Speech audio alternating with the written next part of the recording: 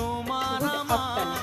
দেখো একদম কেউ স্লিপ করে যাবে না, একটু ধৈর্য সহকারে দেখবে, ভালো লাগবে।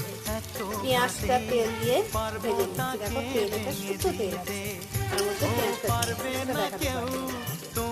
একটু সরু করে আলু দিয়ে, বুঝলে বন্ধুরা? জানো, আমার বড়দের মুখের ওপর বলতে পারি তোমার মা খুব বদমাইশ, তোমার মা খুব বাজে, তোমার মা আমার সঙ্গে ভালো ব্যবহার করে না, এগুলো আমরা বড়দের মুখের ওপর বলতে পারি। আমরা তো বৌমা না, বৌমা, বুঝলি? আমরা বৌমা, আমরা ওই জন্য দম রাখি বড়দের মুখের ওপর তার মায়ের নামে নিন্দে করি। শাশুড়ি ডিরেক্টর আর ননদ মনে ফোনে ডিরেক্টর দেবে আর একটা অভিনয় একটা, বুঝলে?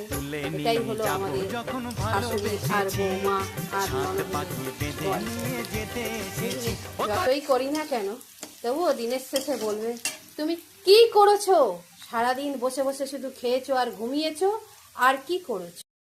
আদা রসুনের পেস্ট দিয়ে দিচ্ছি।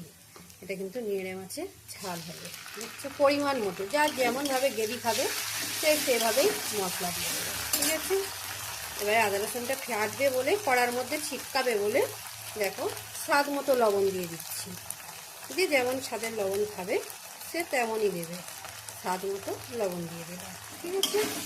তাহলে আদা রসুনটা বড্ড ছিটকাবে। আর টমেটো অ্যাড করে দিলাম। দেখো টমেটো দিয়ে দিচ্ছি, এবারে আস্তে আস্তে মশলা কষতে থাকবো। আর মাছটা কেমন করে ভেজে রেখেছি দেখো, এই দেখো মাছটা দেখছো কি সুন্দর করে ভেজেছি, একদম শক্ত শক্ত রয়েছে, দেখো একদম শক্ত শক্ত।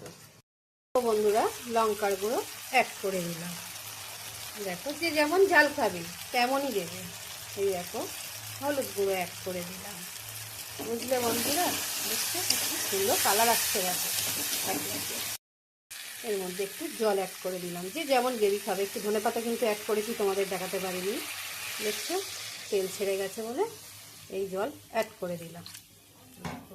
যে যেমন গ্রেভি খাবে, এটা একটুখানি ফুটে গেলেই নিয়ে মাছটা দিয়ে দেবো। ভালো লাগলে কমেন্ট করো, শেয়ার করো। টক মিষ্টি ঝাল এটাই হলো আমাদের সম্পর্কে দাম। টক মিষ্টি ঝাল নিয়েই আমাদের সম্পর্ক। মারা এইভাবে ফেলে এসেছে, আমরা এইভাবে করছি, সবাই মানিয়ে নিয়ে থাকতে হয়। টাটা, ভালো থেকো, সুস্থ থেকো। দেখো বন্ধুরা মাছটার মধ্যে দিয়ে দিয়েছি, দেখেছো ফুটছে, অল্প গ্রেভি হয়েছে। আর এই দেখো ধনেপাতা গার্নিশে ছড়িয়ে দিলাম, টেস্ট হবে বলে, দেখছো।